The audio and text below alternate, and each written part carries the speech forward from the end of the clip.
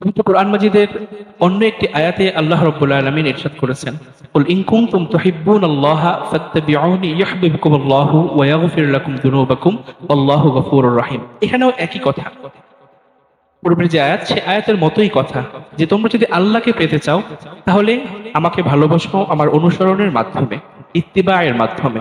ইত্তিবা হলো এমন অনুসরণ যে কেউ একটা জায়গায় পা রাখলো, তার অনুসরণটা যদি সেই জায়গায় পা রেখেই করি তাহলে সেটা হয় ইত্তিবা। কেউ এখান থেকে যাত্রাবাড়ি গেল, যাত্রাবাড়ি যাওয়ার দুইটা রাস্তা আছে, একটা হলো চিটাগাং রোড দিয়ে যাওয়া যায়, স্টাফ কোয়ার্টার দিয়ে যাওয়া যায়।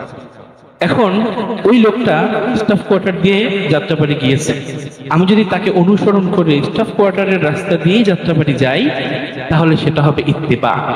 এই পরিপূর্ণ অনুসরণের কথা আল্লাহ রাব্বুল আলামিন পবিত্র কোরআন মাজিদে ইরশাদ করেছেন যে ফাত্তাবিউনি, যদি আল্লাহকে ভালোবাসতে চাও, যদি মুক্তি চাও, আমার সন্তুষ্টি চাও, ইত্তিবা করো।